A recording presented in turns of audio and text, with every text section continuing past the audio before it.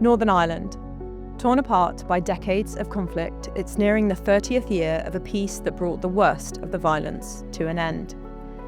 It was a peace hard won, which rested on a remarkable willingness to forgive, and, for some, to repent.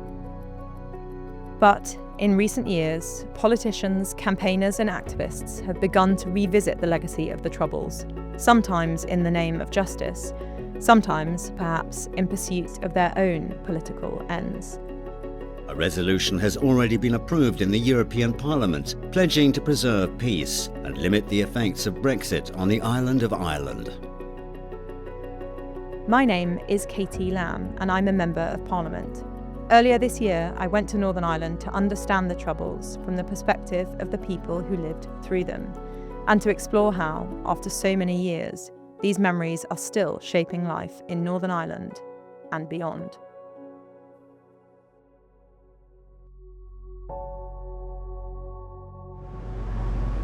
We pray by the power of your Holy Spirit and in the name of Jesus Christ, the Son of the living God, that you will comfort them and that you will strengthen them, that you will give them wisdom in the name of Jesus Christ. 30 years ago, a bomb exploded outside South Quay Station in London's Docklands. Laid by the South Armagh Brigade of the IRA, it marked the end of a fragile ceasefire and took the lives of 2 Londoners. Every year, the survivors, their friends, family, police and councillors gather on the station concourse to remember that day. There are fewer each year. When the IRA claimed responsibility, they blamed the British government for not responding to their warnings and claimed they had been forced into bombing by the British. Inam Bashir, killed in the blast, was 29, and John Jeffries was 31. Jonathan Ganesh was a security guard working that day and a friend of the men who were murdered.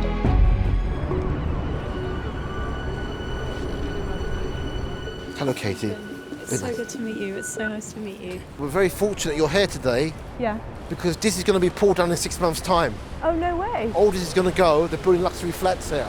And once it's gone, That'll be the last that'll be the last. physical remnant of it gone. This is Mr. Bashir's shop. It still belongs to the Bashir family. This is where my friends were killed. When the bomb went off, it was completely demolished. Everything was demolished. But this actually, they rebuilt it. And Mr. Bashir decided to stay on in memory of his brother and JJ, who was killed. Sorry, John Jeffries, who was killed.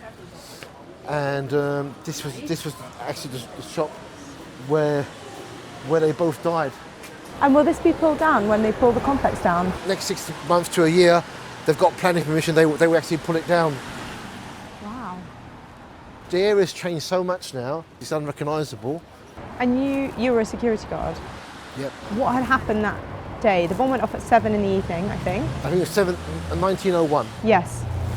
And had it been a normal day at work? I went to the control centre, signed myself on top of my radio, and I was patrolling the area, and the bomb went off. And I was actually on my way to see my friends JJ and Inam. But they were very nice people, very well respected in the area, very well loved. The bomb, it's hard to describe it, but it was so powerful. It picked me up and it threw me around like a rag doll. And of course you and many other people were appallingly badly injured. Most of them were affected with cleaners. My friend Zoe Burzak, he was very badly injured. He was in a white Astra car. Because when I went up to the car, I thought he was dead because he had half his skull missing. And I saw his son, Farid, on the road with a piece of metal in his neck. And I think he was very concerned about his dad. And I would say, everyone's all right. Did you recover? He did recover, but he had permanent brain damage. Yeah. He was blind. He couldn't speak. I've visited him quite a lot of times, actually. And then years later, because of his injuries, he lost his leg. Their family suffered immensely, actually. They suffered very badly. I really believed that night I was going to die, Katie. I really did think that. And I was praying to God. I didn't want to die. I was praying to God. And how it's a miracle that more people weren't killed. This area where poor Inam and John was, it was completely destroyed. I saw so many terrible things that night. And I remember thinking to myself, Inam and John. And I thought, please God, maybe they've gone home. And yeah, but sadly that didn't happen. They were actually in the rubble, and the coroners told us that we couldn't open the coffin to say goodbye because I'm afraid they were in a very bad state. And yeah, it was a dreadful night. That bomb was parked before 5:40, and I drove past that bomb, and the ceasefire ended at 6 o'clock. So that was used, the ceasefire was used disingenuously, which was a dastardly thing to do because nobody expected a bomb to go off. We were all happy the peace process was going forward. We couldn't believe what happened. What's happened since for people like you, for victims and survivors of the Docklands bomb? From this incident, Katie, I'm sorry, I just want to say this, 2 people have taken their own lives. But then we decided that we'd do something to make humanity better, and we did so. We started our own little support group. Later on it came out to be the Docklands Victim Association, which is a registered charity now, and it's completely independent of any other charity. Yeah. Because I must tell you this, we are very disappointed with the Victims Commissioner in Northern Ireland, Judith Thompson. William Shawcross was appointed to help the victims, to see if he could find a way forward. And his report strangely became classified due to national security. It took us 6 years. Some really courageous MPs from across the spectrum came on board and they lobbied very hard for that report to be released. And when it was released, only 7 pages was released. They kept the other 80. And then we found out the Victims Commissioners clearly said, you will not pay them compensation, you will not meet the victims. What do you think happened? Why do you think there was a difference, it sounds like, from the conversations that you were having and then other conversations that were going on? I think some people may have agendas they need to promote or steer it in a certain direction. When Gaddafi paid IRA victims compensation, and of course they're entitled for that compensation, but these people were very seriously injured. Yeah. So you had an American man called Mark MacDonald into the Harrods bombing, and of course he's entitled for compensation. He receives approximately £3 million in compensation. While other victims in that event and other victims throughout Northern Ireland, as well as mainland UK, Harrods, Inniskilling, received zero, received absolutely nothing. And they've campaigned vigorously for this. I think if you forget the past, you're more likely to commit the same mistakes you've made in the past. As I left Jonathan, I thought about what it means to say someone has been injured in an attack or an accident. It sounds clinical, temporary, recoverable. But many victims carry disabilities for the rest of their lives, some of which are then cut short by suicide. And the Docklands bomb was just one episode in the bloody history of the Troubles. From the 1960s until 1998, sectarian violence tore Northern Ireland apart. Tensions between Northern Ireland's Protestant majority and its Catholic minority had been escalating for some time until the outbreak of riots in 1969, after which British troops were deployed to Northern Ireland. For almost 30 years, they tried to maintain order, while paramilitary groups claiming to represent each side of the divide carried out bombing campaigns and tit-for-tat murders. Normal politics stalled, and life came to be dominated by bloodshed and the threat of violence.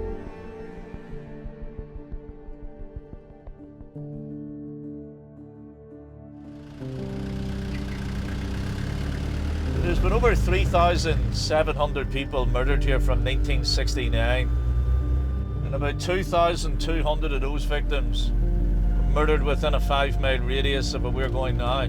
Many of these people were often murdered simply because they were Catholics or simply because they were Protestants. That's the top of the peace wall there. This particular peace wall starts at the edge of the city centre behind us on the right, and it meanders along this right-hand side, and this one runs for nearly 2 miles, both sides. Welcome to peace walls. You got a better night's sleep knowing the wall was there. It didn't stop attacks, but you felt a lot safer in your own home, in your own bed.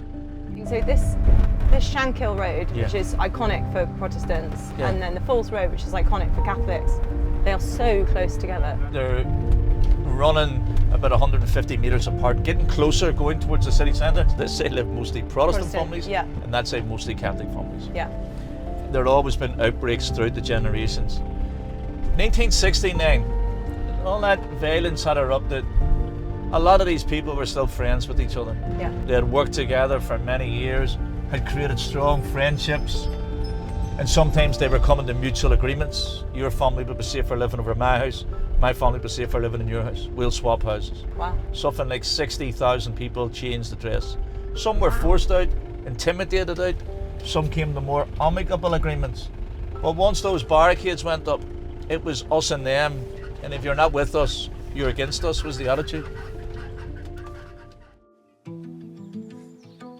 Danny Morrison was a volunteer in the Provisional IRA and later became one of the most prominent figures in Irish republicanism after Gerry Adams and Martin McGuinness. He agreed to meet me to explain the Republican view of the Troubles and of the peace that followed. How you doing? Well, Falcha Road, got dinner, right? I'm pushing this door for you. Oh, thank you. How did you get involved with the IRA? When I was 10, we moved down to not far from here. And even back then, in 1963, 1964, the Orange Order still marched on the Falls Road. You know, put up red, white and blue bunting, came onto the Falls Road, played God Save the Queen. So it was increasingly impossible even to peacefully protest against the injustices. And then it all came to a climax. I remember I was 16 years of age at the time, in August 1969, when Loyalists and the RUC, the police, and the B Specials, a legal, part-time, armed paramilitary wing of the Ulster Unionist government, invaded the Falls Road, and 8 people lost their lives that night. 8 months later, is attacked by the British Army, which has now been reintroduced onto our streets. They gas it from the air using helicopters. They come in shooting, they kill 5 people, and in response to those raids, the IRA would go in and plant bombs in the centre of town in retaliation, and also to cause the British Exchequer expense, because they would have to cover the costs of compensation. And that's how the bombing campaign started. With all of that background, how did you feel about the peace process? I was actually back in jail for the 4th time in the 1990s, and I had been arrested and charged with conspiracy to kill an informer, IRA membership, and kidnapping. And I had come to the conclusion, privately, in the early 1990s, that we were in a stalemate situation. That even though the IRA had been incredibly well armed and probably better armed than ever,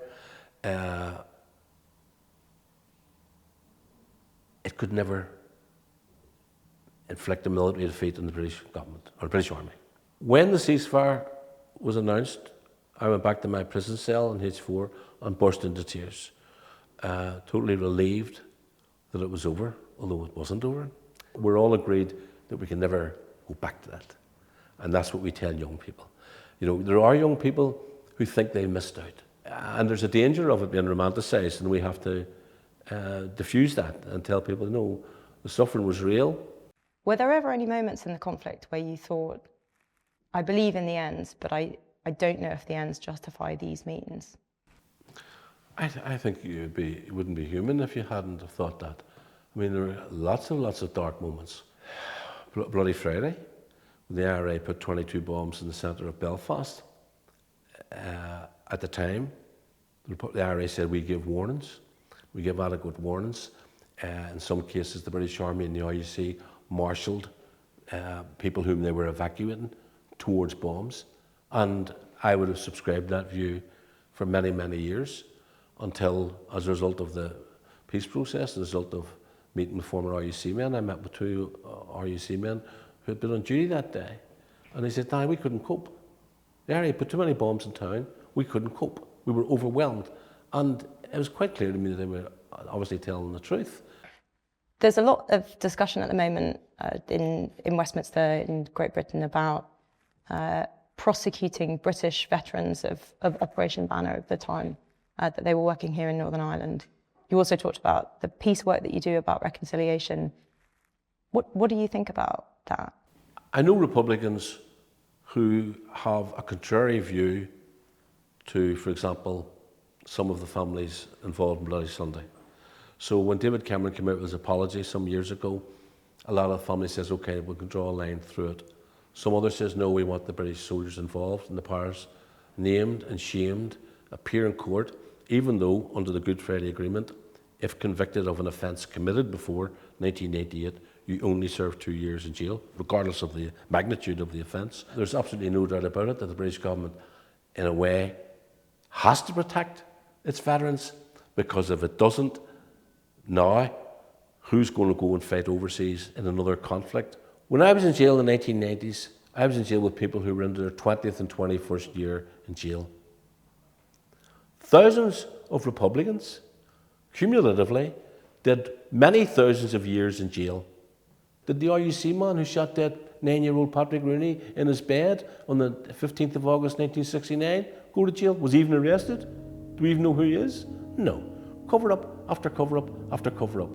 So it has been a one-way system. And for you, that amnesty is the price of peace? We should never have been jailed in the first place. This is our country, and Britain, mostly England, has no right to be interfering in our affairs. They are the cause of it. You know, they should actually be begging the Irish people for forgiveness for the crimes and the sins they have committed over the centuries. Though he expressed regret for the loss of life, I was struck by Danny's unwavering belief in the righteousness of his cause. The Republican narrative that we hear so often unfailingly presents their side as a reactive, rather than active, participant in the Troubles. More generally, that conflict is usually characterised as a battle between the British security forces and Republican terrorist groups, most famously the Provisional IRA. But nearly a third of all deaths during the Troubles and nearly half of all civilian deaths have been attributed to Loyalist paramilitaries, groups like the Ulster Volunteer Force and the Ulster Defence Association. These groups saw themselves as protecting Protestants from the IRA and fighting to maintain Northern Ireland's place in the Union, though they often engaged in shocking acts of violence against civilians. To understand the Loyalist perspective on the conflict, I went to meet Clifford Peoples, a writer and activist who was sentenced to 10 years in prison for arms offences. Hi, is it Clifford? Hello, hi. How are you? Good to meet you, hi. Amy, long time. Sorry. How long have you lived here? Probably about 10 years. This was my parents' home. Ah, and right. When they died, I came here. So one of the conceptions, or maybe misconceptions, that a lot of people seem to have is that the conflict was between the IRA and the British Army. How would you correct that for people? Well, that perception was completely wrong. The conflict in Northern Ireland was the result of Marxist groups, the IRA, the INLA and things like that, and basically unionists. Trouble started in Derry, stroke Londonderry as they now call it, and as a result of that, Republicans in Belfast started street violence to try and take the pressure off what was happening in Derry. As a result of that, the British Army had to come in as a buffer between the two communities. How did you get involved? There were bombings, basically bombings and shootings every day as a child, I remember. And there's nothing radicalises an individual more than the blood of their neighbours and their family flowing down into the gutter. It's not like a normal society where something happens or we call the police to do this. The police weren't investigating the crimes. There was nothing there to investigate. They were overwhelmed. So the natural response of the people are going to say, the government are doing nothing to help us. The only way to deal with this is if we take matters into our own hands. And that's not a justification, it's an understanding and that's a natural process. Do you think the IRA would say the same? Who was killing them? The IRA's whole ethos of being is not about, their terrorist campaign was not about defence. Their terrorist campaign was about political unification.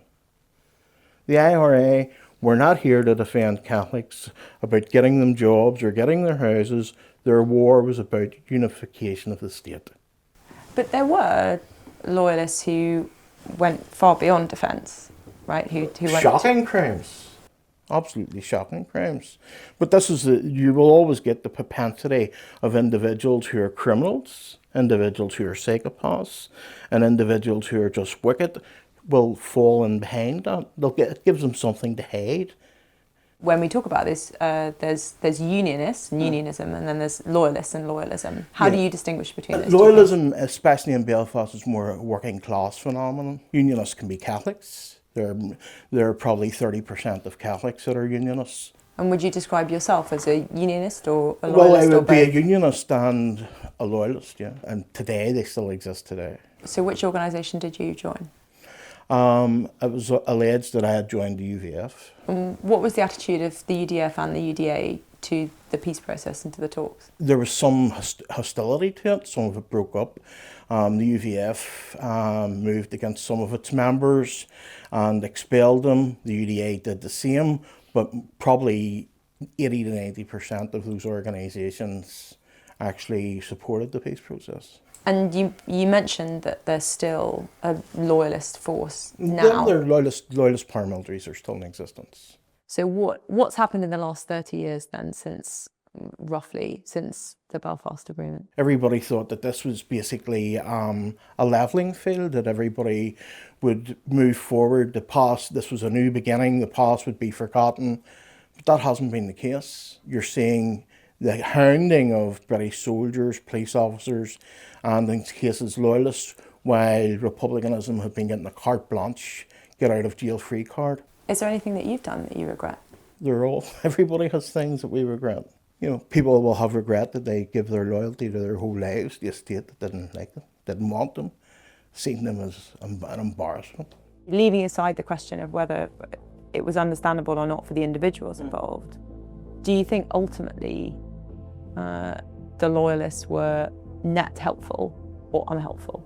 All killing's not helpful. I'm not here to judge. I'm explaining to you what took place in the past.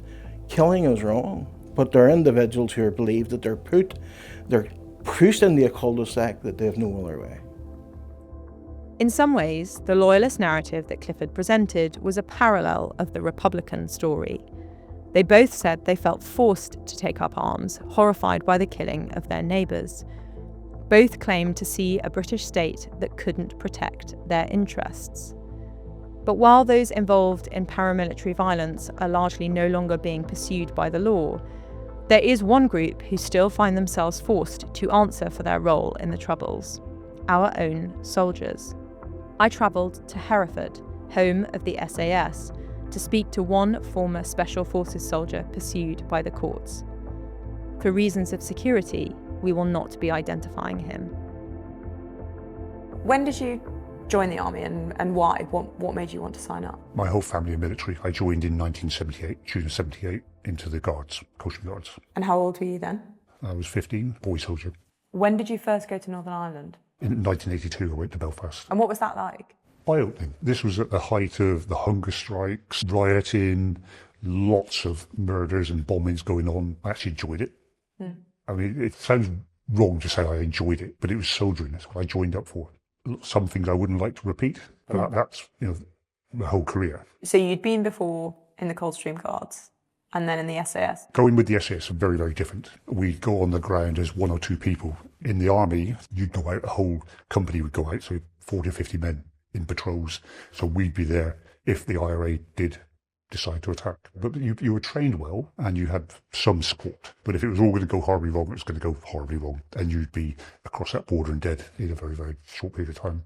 What happened in February 1992? Basically, the intelligence suggested that East Tyrone Pyre were going to conduct a spectacular and we were going to go out and prevent that. When you say conduct a spectacular, that's a big attack. Yeah, it's a big attack. The intelligence we had was they were going to attack Coal Island Police Station with this massive machine gun.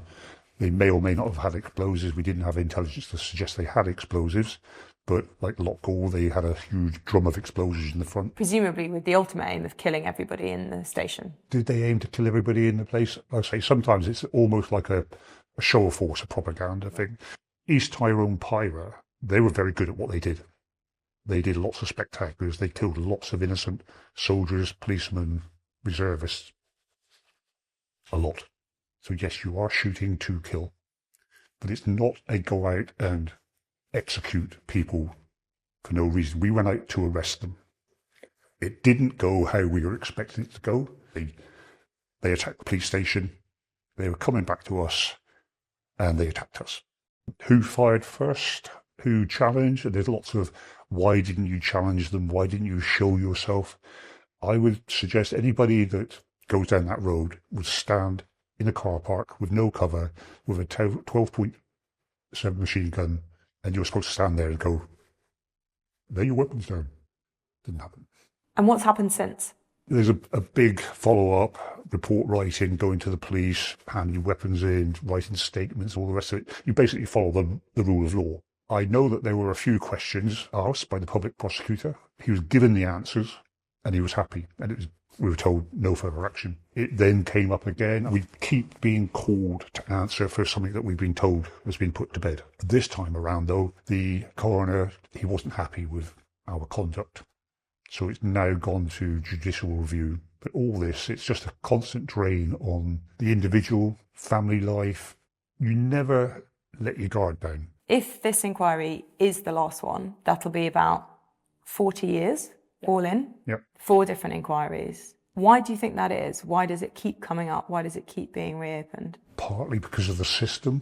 To wait 40 years to have an inquiry and a coroner to look into the death of your loved one is a ridiculous period of time. So it's the system at fault, which again, the government, and it's gone this way because of the Human Rights Act. We're not getting the support we should be having. Yes, the government are paying for our solicitors, but our solicitors answer to government. I think the government are afraid of us saying something that would embarrass the government. Do you feel that the government takes responsibility for the decisions that they made in Northern Ireland? Yes.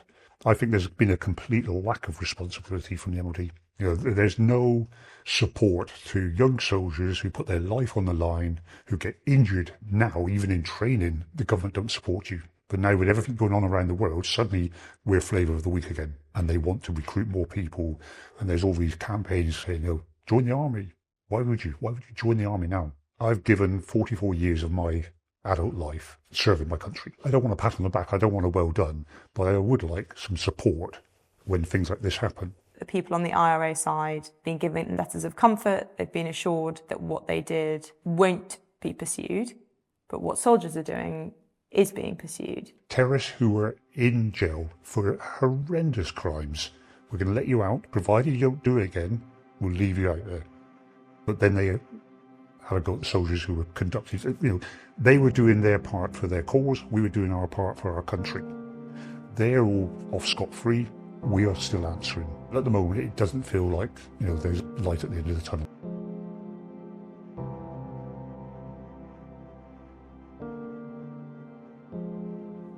The British Army was not the only state security service working to counter paramilitary terrorism.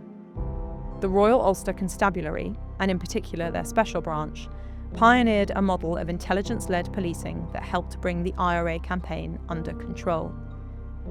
Yet the RUC has faced sustained criticism for its role in the Troubles, and in 2001 was disbanded and reconstituted as the new Police Service of Northern Ireland, following Republican demands for its dissolution. William Matchett was a special branch officer who worked against the IRA in South Armagh, the site of some of the most intense IRA activity throughout the Troubles. The police were among the most hated representatives of the British state, and their officers were regularly targeted for assassination. And so this memorial is it just people who died in Armagh? It's, yes, County Armagh. Majority of these killings are all murders. Predominantly that have happened in the south of the counties as rather than the north. We're in the north part now. It's because it was that border situation, the south. You just, you know, you're a field away from a different jurisdiction, and it was very hard to get your hands on people once across it. Cyril was I think he'd actually maybe retired from a police, or he'd been medically discharged, but he wasn't well with his heart. He had a heart condition, and he was shopping at the supermarket with his wife, and he was carrying the groceries, put them in the boot of the car, two gunmen walked up and shot him. So he was just assassinated? Yeah. Everybody always thinks about, oh, it's when you're in uniform. You got a lot of the murders were, you know, people going to church, people going to the shops for their wife, in front of their families, and that sent out a very powerful message. It's all part of that phenomenon called terrorism. We've been talking to some of the victims from the Docklands bombing, Yes. which was 30 years ago on Monday. Yes. That was set off by James McArdle, who was part of the South Armagh Yeah. Brigade. Yes. Can you tell us a bit about South Armagh, about how they operated down here? Proximity to the border was their immense benefit. Plus, it was mostly old families, smuggling families. So when the Troubles came, they were sort of sitting perfect. By 1975, it's something like it was 57 security forces. Almost all of them soldiers had been killed by the South Armagh and sort of North Louth Provisional IRA, and they'd lost one in return. This great British barbarity, this tyranny throughout the Troubles for the 30 years, you're looking at a 50-to-1 ratio for that part of Northern Ireland. They were just that good. Their IEDs were all copied by Al-Qaeda in Iraq. My first job overseas, one of my first jobs overseas, was for the US Department of Defence, and it was to counteract roadside IEDs that had been copied from here. They were training together with the PLO in Libya and stuff like this, so it's an international web. A lot of shipments were going into Irish ports, you know, with really top-class weaponry and explosives. In Semtex, it was a game changer because it meant when it came to large IEDs and especially buildings coming down, and that whole thing of get a camera out and look, we're in downtown, we're in London, we're basically the heart of the beast, this commercial beast, this capitalist enemy, and we've destroyed it, whether that's Canary Wharf or the Docklands you go, and it's not imagery.